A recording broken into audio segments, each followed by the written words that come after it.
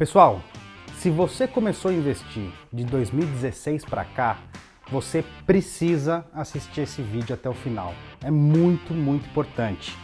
E se você começou a investir, já investe há mais tempo do que isso, também assiste, porque com certeza vai agregar alguma coisa e você vai lembrar do passado aí, do que você viveu antes de 2016.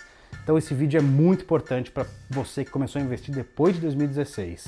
Vai pegar algumas lições importantíssimas e aprender a analisar se o risco que você está tomando está de acordo com o retorno que você está tendo. Essa análise é a análise principal para você saber aí onde você vai investir o seu rico e o seu suado dinheirinho. Beleza? Vamos pro vídeo? Primeira vinheta.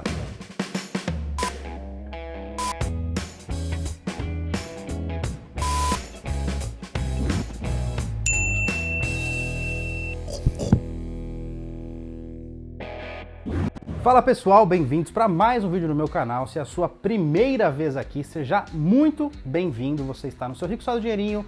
Meu nome é Bruno Munhoz, sou assessor de investimentos e você está aqui com certeza para aprender a investir melhor o seu Rico Suado Dinheirinho, ter uma rentabilidade melhor. Então vamos aos fatos. Mas primeiro, deixa a sua inscrição, que isso é muito importante para nós batermos 1.000 inscritos. Eu dependo somente de você que não é inscrito para a gente chegar a 2.000 inscritos. E me segue no Instagram, porque vídeos aqui saem toda segunda e quinta-feira, mas no @Brunão Munhoz você vai ter conteúdo praticamente todos os dias aí sobre os temas mais diversos que vão acontecendo. Agora Afeganistão, sempre tem alguma coisa pra gente falar, então me segue no Instagram para você ficar sempre atento aí. A primeira coisa que eu quero que você veja é essa foto aí, é a nossa querida Bolsa de Valores brasileira, o Ibovespa, porém de 2016 para cá. Se você for ver aí a metade do gráfico, né? Esse gráfico são de 10 anos, mas de 2016 para cá, a gente saiu de 40 mil pontos para 118, né? 119 mil pontos, que foi o fechamento de hoje, nessa queda infeliz que a gente está vivendo. Só que a gente chegou até 130 mil pontos. Então, você que entrou em 2016 para cá, só ouviu o youtuber de Bolsa de Valores, acha que bolsa é longo prazo, acha que tudo é muito lindo, vai subir, porque você só viu subir. Então, por mais que você deu uma cagada, entrou no momento muito errado em 2019, putz, você entrou um dia antes de Brumadinho, exemplo. Pô, beleza, tá? Você pegou a Vale em 50 e poucos reais, caiu para 30, você se ferrou durante um ano, ficou no prejuízo. Só que hoje o Vale está 110, 120. Então você, de fato, só viu um período de alta. Mas, vamos pegar os 5 anos anteriores aí, 4, né? De 2011 até 2016. Dá uma olhadinha nessa tela aí. Olhando essa mesma foto, que é a primeira que eu coloquei, porém agora com os primeiros 4 anos dessa última década, né? De 10 anos. Esses anos, a Bolsa saiu de 150 mil pontos e ela parou em 2016 nos 140 mil pontos. Dá uma olhadinha bem aí, também uma outra coisa nessa janela, que durante esses 4 anos foi basicamente uma escadinha de queda. Então quem colocou dinheiro em 2011, em 2012 tinha menos, em 2013 tinha menos ainda, depois voltou um pouquinho, depois caiu de novo. Praticamente em linha reta aí uma escadinha de queda durante 4 ou 5 fucking years. É muita coisa, gente. E aqui, voltando para mim, eu quero deixar a primeira lição e a primeira pergunta. Se você tivesse investido em 2012, tá? Vamos falar de 2011, 2012, e depois de um ano você visse o seu Rico Suado Dinheirinho menos 10%, 2013. Aí depois de mais um ano, você não mexeu, falou, pô, uma hora volta. Passou mais um ano, 2012, 2014. Greve, pô, ninguém tava querendo os estádios e tal, e de uma, né, aquele problema que a gente passou em 2014, aí todo mundo na rua, o gigante acordou, não sei o quê. Se nessa época você olha lá para sua conta que você comprou aquela ação lá, BOVA11, lá em 2012, e aí depois de 2 anos você tá menos 12, menos 15, sem perspectiva de alta, o que você faria? O que você faria nessa época? Imagina, todo dia sangrando um pouquinho, aí passa um mês, sangra mais, aí passa um ano, sangra mais. Essa é a primeira pergunta que eu quero que você me responda nos comentários. O que você faria se você investisse na Bolsa de Valores e 3 anos depois você continuasse menos 10, menos 12? Nunca tivesse tido um período de alto, só todo dia caindo um pouquinho. O que você faria? Você ia segurar? Ia comprar mais? Então agora, dito isso, vocês viram aonde eu quero chegar? Ainda não. Vou tentar explicar para vocês aqui em poucas palavras. A primeira delas é: não estou falando que a gente vai viver um período tão ruim como a gente viveu aí esses 4, 5 anos, 2010 a 2016. Não estou falando isso. O que eu estou falando é que já aconteceu e pode sim acontecer. Todos os cenários possíveis podem acontecer. O mundo é feito de probabilidades. Por quê? Porque tem o presidente, tem ministros, tem outros países, tem Afeganistão, tem China, tem Biden, tem muita coisa que pode mudar totalmente o jogo. São inúmeras variáveis. E em países emergentes, agora entra a primeira coisa que eu quero explicar para vocês. Países emergentes, normalmente eles sofrem uma interferência política muito maior do que países desenvolvidos. Você pode ver, por exemplo, na China acontece muito disso. No Brasil, sempre que muda o presidente, pode mudar completamente a regra do jogo. Na Venezuela, na Argentina, em todos os países emergentes, né, ou até países subdesenvolvidos, a presença de um presidente normalmente é muito mais forte, ele é muito mais populista do que num país desenvolvido. Pô, tem o Biden e o Trump nos Estados Unidos. Independente de quem ganhar, é muito difícil interferir muito na economia, mudar totalmente a regra do jogo, como num país emergente. Então esse é o primeiro ponto. E o ano que vem nós temos o quê? Uma eleição totalmente polarizada e totalmente dividida entre direita e esquerda, entre um tipo de presidente que quer um tipo de atitude para a economia e outro presidente que quer outra atitude para a economia, tem outra maneira de resolver, e a gente sabe que às vezes uma tem muito mais chance de funcionar do que a outra. Então é isso. Não quero citar nome, não quero nada, não quero briga de político nem nada, só tô querendo dizer isso. E sim, trocar o presidente vai sim trocar tudo que pode acontecer no país. E obviamente deixar o que tá, a gente sabe também o que pode acontecer, porque a gente já tá vendo. Então, esse é o primeiro ponto. Um outro ponto importante, benchmark. Sabe o que é benchmark? Benchmark é a meta. Qual que é a meta que você tem? Normalmente os fundos, principalmente fundos de ações, eles têm uma média e uma meta, né, para falar a verdade, o benchmark deles. Alguns é o Ibovespa, mas a maioria deles, e os mais arrojados, eles têm uma meta que é IPCA mais 6. O que significa isso? Eles falam, poxa, ganhar do Ibovespa pode ser até meio que mais fácil. O que a gente quer mesmo é ganhar do IPCA mais 6, que seria a inflação, né, IPCA, mais 6% ao ano. Anota isso, tá? Que isso eu tô falando para você prestar atenção. Então, os fundos de ações Brasil, os mais arrojados, Alaska Black, tem outros fundos também e tal, eles têm uma meta de IPCA mais 6, se eles querem trazer um retorno melhor. Se a gente tem uma inflação média aí de 7%, nos últimos 12 meses está de 9%, mas vamos falar aí de 6%, 5%, 6%, a gente está falando de uma entidade de uns 12%, 13% ao ano. Então, essa é mais ou menos a meta.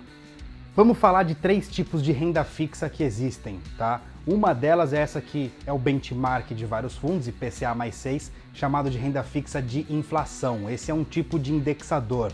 Um outro tipo de indexador é o pós-fixado, aquele que é atrelado ao CDI, a Selic, então vai render 100% do CDI, 80% do CDI. A gente sabe que conforme quanto for a Selic, vai render aquele percentual. Esse é pós-fixado. E o pré-fixado é aquele que já tem uma taxa pré-estabelecida. Então, 10% ao ano, 12% ao ano. Esse é um pré-fixado, você sabe que vai render aquilo.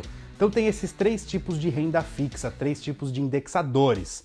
E na verdade, os 3 tipos de renda fixa são os 3 tipos de empréstimo que você pode fazer. Ou você faz para o governo, empresta dinheiro para o governo, que são os famosos tesouro, ou você empresta dinheiro para um outro banco, que são as emissões bancárias, CDB, LCI, LCA, ou você empresta dinheiro para uma empresa privada, que são as debentures, CRI, CRA. Normalmente é debenture, CRI ou CRA, tá? E normalmente para pessoa física é isento de imposto de renda, são incentivadas. Então tem esses 3 tipos de indexador, pós, pré e inflação, e tem os 3 tipos de seres aí que você pode emprestar dinheiro: governo, bancos e crédito privado, empresas. E aí que tá, trazendo exemplos reais de taxas reais. Hoje, tá? Peguei a taxa hoje mesmo, tô gravando esse vídeo no dia fatídico, segunda-feira, a bolsa caiu, tudo caiu.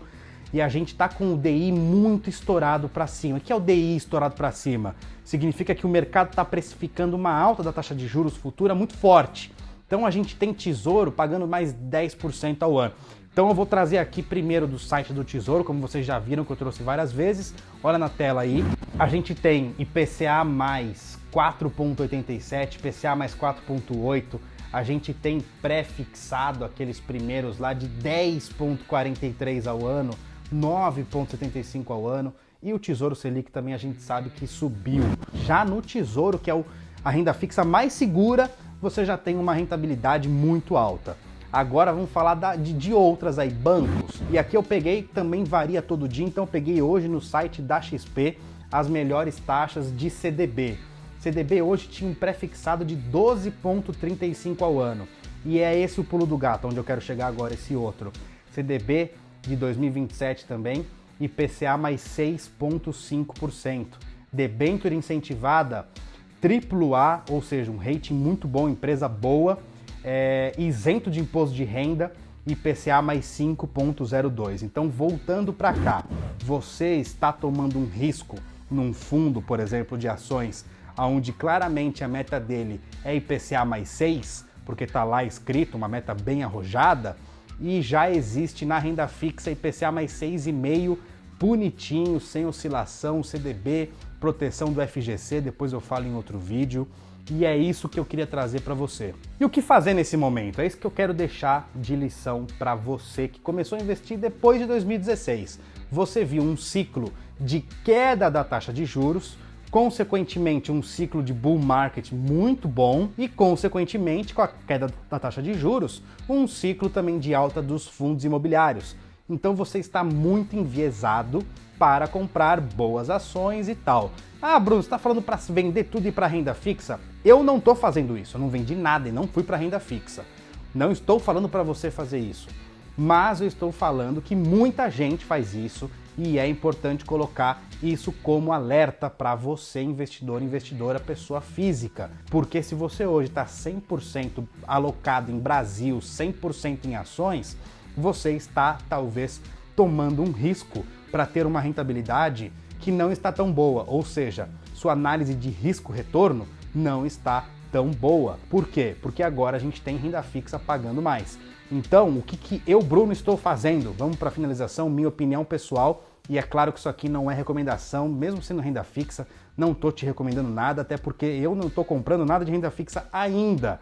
Se vocês viram meu penúltimo vídeo, vocês viram que eu comprei um pouco de fundos imobiliários. Eles estão aí no mesmo preço, mesmo com o DI subindo e tal. Isso quer dizer que o mercado também não está batendo tanto nesses fundos que eu escolhi, são fundos legais.